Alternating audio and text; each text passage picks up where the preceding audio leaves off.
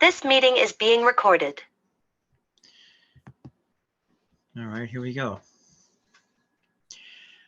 Well, it's time once again, after a little absence, to speak to our good friend David Tereshchuk with The Media Beat. Of course, his website is themediabeat.us, and he joins us on a Friday morning, and we take a look at some of the big media stories for the week.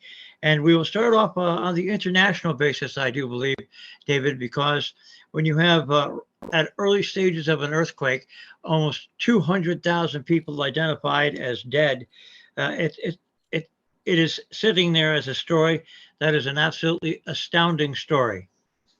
Yeah, I can't agree more. I'm glad to be joining the worthy and wise Marshall Miles, as always, and as I'm reporting in again from the media capital of the world, New York City, and the whole world's eyes are indeed upon the aftermath of this week's massive quake or quakes in Turkey and Syria. Reporting on the humanitarian work of rescue, or rather by now it has to be seen as recovery work these several days after the actual event, is telling. It's all telling us of, well, at this stage, 20,000 plus, probably more by the time everyone's hearing this. That's the number for deaths in Turkey, and it's much harder to assess the numbers in Syria, and even harder than that to assess in the rebel-held areas of Syria to the northwest, near the border with Turkey. The Syrian civil war, of course, is still a fact of life in that country. President Assad is still being sanctioned by the Western world, and exceptions have to be made to those sanctions for international aid to go into the territory his regime holds, and more challenging, perhaps, for getting aid to the rebel-held communities. Humanitarian agencies have to use that land crossing from Turkey known as Bab al-Hawa, which has been the United Nations' only passage point throughout the past 9 years now of the country's civil war. International journalists, perhaps most of all the Global Wire services, are working really hard to bring us all this news. Coverage of Bab al-Hawa, for instance, and the massive 18-wheeler trucks that are struggling through there to the barely accessible areas of need has come especially from Agence France Presse. All this work is, of course, is trying to convey to this journalistic work, I mean, is trying to convey to the rest of us the appalling devastation being visited on a region that is already afflicted with terrible suffering. I mean, violence, economic collapse, refugee flight, total social and community upheaval. And now this, it's as you say, it's quite appalling. It's barely conceivable to me personally, and what these populations are going through. As you know, I've worked for the UN and for international aid agencies of the non-governmental kind as well, covering many disasters and their aftermath. But I've never been in an earthquake. This humanitarian crisis and the response that's required is utterly awe-inspiring to me. You know, it's what's interesting about the social media aspect of this is that you're getting raw emotional footage from people, even on the streets, and you see the destruction happen in front of you. You see the people trying to help people in front of you, and if it's one thing, maybe something that social media might shine on if it were used properly, it's something like this where people band together and they show you exactly what's going on in those countries and how these buildings are collapsing, and then you hear the figures 21,000 people. This is one-time social media, and I think media, this is where social media and media should get together to get the word out, not only about the news of itself, but what goes on now in the next weeks and months afterward. Yes, indeed. The real fathers. time. I'm sorry, I was interrupting you. the real-time nature of this is quite extraordinary. You're right. I mean, we are now in a phase of our technological development where we can see this kind of thing in real time. And it's brought to us not by the professional communicators, but by the people themselves involved in it. And it does have an appalling kind of raw reality to it, which is all to the good in the sense that it engages people. And we know that it's having its impact on the humanitarian donations that are being made to all the agencies that are working hard. America is now one of the great sort of fundraising areas for support for this, and it's certainly having its effect. As I say, it's the upside of the fact that social media is a kind of democratization of our means of communication, and we know it's open to terrible abuse, and we talk about it just about every week in this slot, saying how social media can be so abused by bad actors who want to, get up to evil doing. But the upside of it is this, that we do see the reality on the ground so much more quickly than we would otherwise. And of course, regular traditional media, if you like, has to follow suit. And indeed, it becomes another source, a really valuable source for us professional communicators who are trying our best not just to portray the instant horror, but the context in which it's happening and the efforts that are being made to rescue and then eventually to recover from this terrible disaster. Earthquakes, typhoons, tsunamis, wars, all have multiple parts. And yes, it is a disaster when the earthquake happens. But just like in war, there's a follow-up disaster when earthquake happens. And that's what happens to the people who've been affected by it. It's not just the disaster itself, it's the overall disaster of the human fight for life and dignity.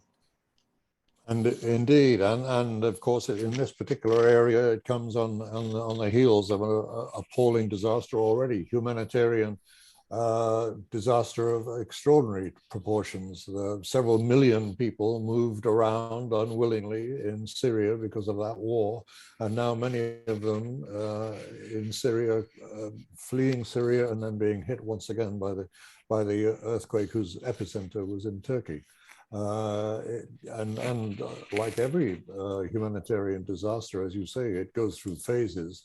And the terrible thing about one of the bad things about media coverage, of course, is it fades away. And it's important to keep our eyes on this story even after the immediate urgency seems to have passed, because, as you say, it'll be a disaster of a long haul nature as time goes on, inevitably. All right, we'll move on. I want to bring up some other journalistic work, if I may, Marshall. Some other journalistic work in that broad region of what we often call the Greater Middle East. It needs to be noted this week, even though it's been overshadowed, I mean, understandably and inevitably, by all that important quake coverage. And it's an opportunity for our occasional fanfare, too, if we want to play that, because it goes to someone working on the network that we're ourselves part of, NPR. Our fanfare would be for Mary Louise Kelly of All Things Considered, who with her production team's she's managed to get into Iran, never an easy place to report on. And this week, she's been sending us dispatches just about every day about the massive crackdown there on protests that started as a reaction to the death, you'll remember, of 22-year-old Mahsa Amini, who died in custody, in the custody of the so-called morality police, who had arrested her for allegedly wearing a hijab head covering improperly. The angry upheaval that resulted after her death has been even more widespread than the country's previous nationwide protests in 2009, 2017, and 2019 too. And Mary Louise Kelly has had a good, long-standing set of contacts established in Iran, but she hasn't actually been there. since before COVID. And the changes she's been able to report this week are quite remarkable. She's made a point of simply highlighting one very evident fact. Iranian women are now walking around with their heads uncovered. Kelly talked to regular citizens, anonymously, of course, given the situation, and heard some of the much of the anger that has boiled up, being very strongly expressed about the government's repressive policies in general, not just the dress code, of course. And Kelly also nabbed an interview with the foreign minister, Hussein Amir Abdollahania. He denied to her that those mass arrests, especially those of journalists, have been taking place at all. One question, or interjection, I should say, that Kelly made about those arrests was telling. She said, 93 and counting, right in the minister's face. That's a lot. And he didn't agree, of course, but he tried instead to steer the interview with his own accusations about crimes committed by people he called scammers and fraudsters, and why wasn't the Western media covering all that? But Kelly wasn't having it. I'm asking the questions here, was her message.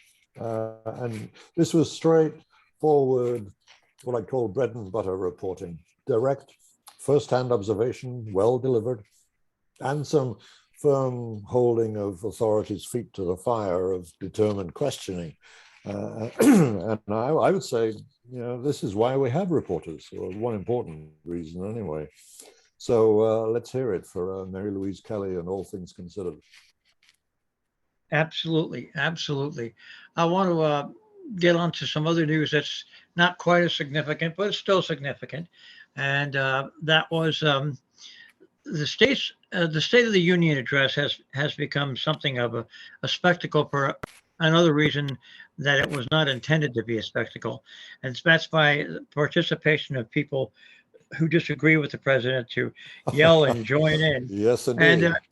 And which was amazing how sleepy Joe Biden was prepared for this and really did a fantastic job in handling that situation and put the Republicans on the defensive while the rest of the country could see that at that particular moment, sleepy Joe Biden was in firm control.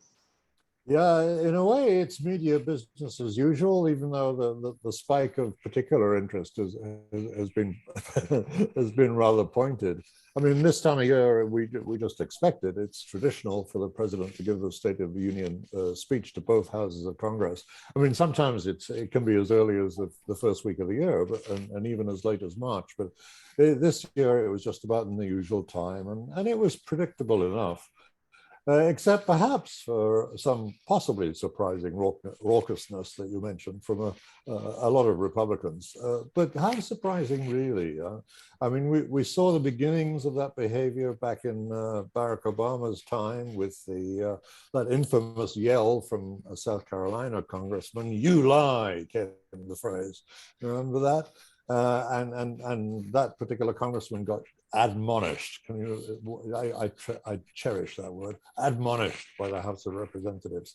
Well, since then, we've now degenerated to liar being shouted at the president, the noun itself, and of the, well, how am I going to say this? Oh, the in full version of the abbreviation BS, I guess I can say. All that being thrown at President Biden. And as you pointed out, he seemed to enjoy it, very interestingly. I mean, in media terms, it's one of the delights, if you can call it that, of live television. We don't often get it. It wasn't planned for in any evident way, though of course the White House may well have expected it. And he certainly relished the chance for some interactive give and take that was offered to him. It was a pretty good way for him to show everyone who doesn't want him to run again that he's not senile, put it that way. Yeah. Absolutely. And the one final story that we have to hit on, simply because it involves the two biggest economies in the world, the United States and China, was the saga of the spy balloon and how it captured American media for about a week, and is still capturing the media. Right. Well, it's gone through phases. It's even had a kind of comic phase in a way. Some of the Republicans were trying to poke fun at the whole thing by walking around the Congress buildings with silver balloons above them. It's hard to know what to make of it, except that China is, of course, and who would be surprised by this, playing its role as the challenger to the United States domination of the world economy and world geopolitical status. It's collecting intelligence everywhere, and more than just the Americas continent, across the entire globe. They've now been seen, though only retrospectively. It's interesting that so much of their use of the balloons, which are obviously to evade detection, but at the same time are kitted out with enough technology to be able to pick up electronic information of a really quite serious kind. But it's been found out about. It's been analyzed only retrospectively by Western intelligence agencies, the United States in particular, and at least 4 times they went over the United States territory with these balloons without being detected. Now, of course, this one was detected. It was followed for a whole week, and then finally shot down over water safely enough. Otherwise, it might have done a lot of collateral damage to American citizens even. So that in a way it was well handled. It's questionable how well handled it was by the Chinese for them to attempt it at all at a time when it was just imminently on the eve of a meeting by Secretary of State Tony Brinkley, a meeting that was only planned to happen because Chairman Xi of China and President Biden met later in the later months of last year and decided to try and get things on a better footing between the two major economies. And that was supposed to have happened just at the point that this balloon was discovered. So it doesn't look like it was handled very well by the Chinese. It looks like well, this is conceivable at least, that it was a massive error on their part. And of course now they're trying to minimize completely what was going on. But the more we examine, well, according to what's being put out by the intelligence agencies themselves, what they're discovering about the actual equipment, the remains of which are being fished out of the Atlantic, it suggests that it was indeed an intelligence gathering exercise, and the Chinese are still trying to maintain that all it was collecting information about weather. I think I know what I'd believe out of those two contending notions, but it's so remarkable that it. I mean, what it may be pointing up in general is a terrible intelligence failure on our Western nation's part, that it wasn't understood as what it, the real truth of what these balloons were doing, or even their very existence wasn't really known until after the event. Well, once again, a pretty interesting week, and the way media's covered it, from the highs of some of the coverage of the journalism on the earthquake and some of the local coverage of that. And as you said, the reports from the NPR reporter out of Iran. So we've had a great look at the media this week, David. And once again, son of a gun, I think we'll do it again next week. What do you think? We will do it next week. Absolutely. All right, David, have a great weekend, and we'll speak to you next week. I look forward to it. Bye now.